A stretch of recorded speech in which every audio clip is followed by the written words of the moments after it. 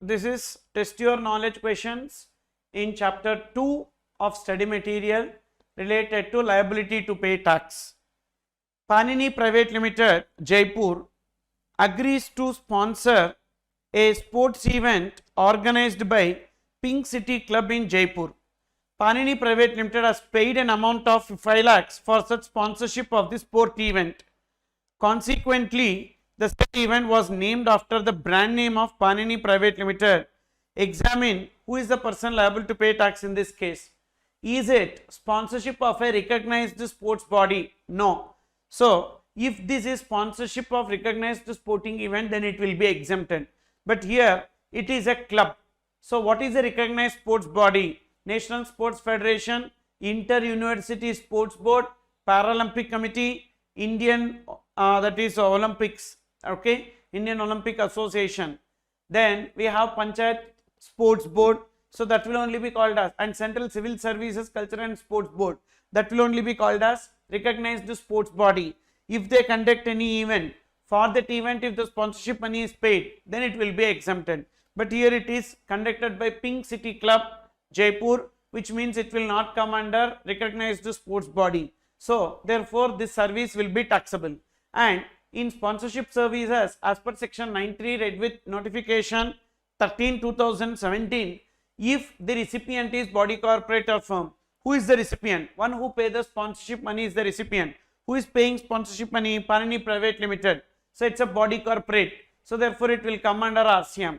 Who is a body corporate? A company or any body establishment, any body established under an act of parliament or state legislature, so that will be called as a body corporate. So here Panini Private Limited is a body corporate, so liability to pay GST is on Panini Private Limited. What if this Panini Private Limited is not a body corporate or firm? Then it will come under FCM, where liability to pay GST is on Pink City Club. Okay, so that is the answer for this. So notification 13/2017 is the reference to be given, and so in case of sponsorship service, liability to pay GST is on Panini Private Limited because they are body corporate. Okay. Then next question. Arpan Singhania is an executive director in Narayan Limited, Haryana. The company paid him the sitting fee amounting to 25,000 rupees for the month of January. Sitting fees will not come under TDS 192. So 194. So then in that case, that 25,000 rupees will be treated as supply in the hands of Arpan Singhania, but on the 25,000 liability to pay GST is not on Arpan Singhania but on Narayan Limited, because in case of director services to body corporate or firm, it will be covered under RCM. So therefore in this case, sitting fees paid to director, liability to pay GST is on Narayan Limited. Okay. Then next one. So Arpan Singhania is receiving a salary amounting to 1.5 lakh for the month of January, on which TDS was also deducted as per applicable provisions. As per which section they would have deducted TDS 192. So therefore salary excluded from supply. So there is no GST on this 1.5 lakhs because it is excluded from supply as per 7 subsection 2 read with schedule 3. So as per 7 subsection 2 read with schedule 3, so it is excluded from supply. Therefore, salary received by Arpan Singhania is not liable to GST. Then next, Tapasya and Associates, in which Arpan Singhania is a partner, supplied certain professional services to Narayan Limited in the month of January for an amount of 2 lakhs. Discuss the person liable to pay GST in each of the supplies involved.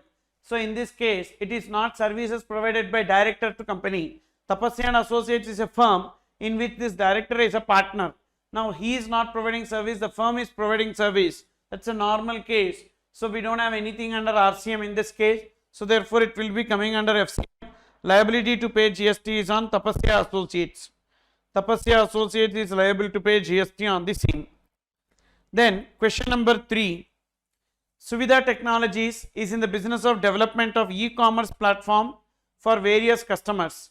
Chennai Creations obtained the ownership rights of an e-commerce platform developed by Suvidha Technologies by paying a specified amount against ownership rights of the said platform. Chennai Creations also entered into an annual maintenance contract with Suvidha Technologies for technical maintenance of the said platform.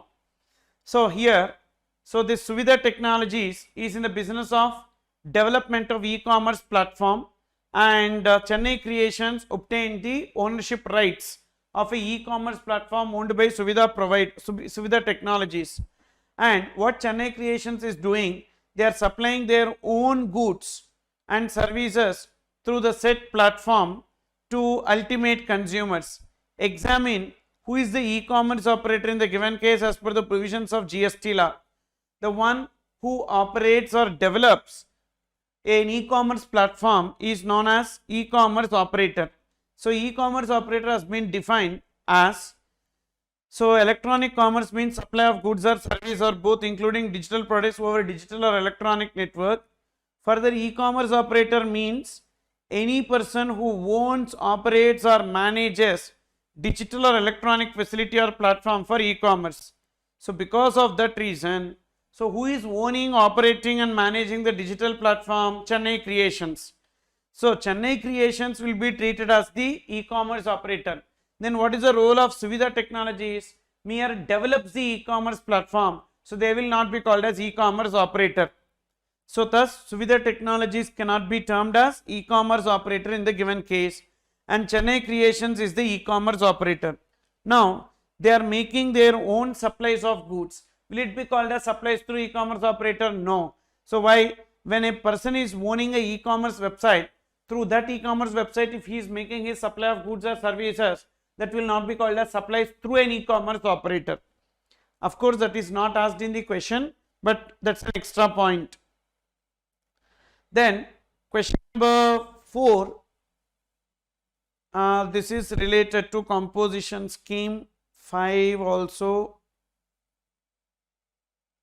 6 also, then 7.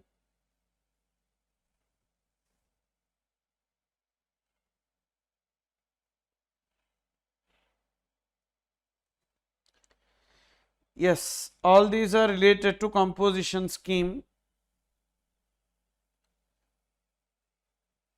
Then question number 11. Harish Chandra of New Delhi makes a request for a motor cab to super ride for travelling from New Delhi to Gurgaon, Haryana. After Harish Chandra pays the cab charges using his debit card, he gets the details of the driver Jorwar Singh and the cab's registration number. Super Ride is a mobile application owned and managed by Perry India Limited located in India. The application Super Ride facilitates a potential customer to connect with the person providing cab service under the brand name of Super Ride. Perry India Limited claims that cab service is provided by Jorwar Singh and hence he is liable to pay GST. No. So that is, in case of transportation of passengers by any motor vehicle, it is a notified service for 9 subsection 5 if provided through an e-commerce operator. So the liability to pay GST is on Perry India Limited but not on Jorwar Singh. So the liability to pay GST as per section 9 subsection 5 is on e-commerce operator. So that's the answer for this question. E-commerce operator is liable to pay GST. Since Perry Limited owns and manages mobile application, so they will be called as e-commerce operator and thus liability to pay GST is on them. Then 12th question and 13th question are related to composition scheme. So these are the questions on charge under GST.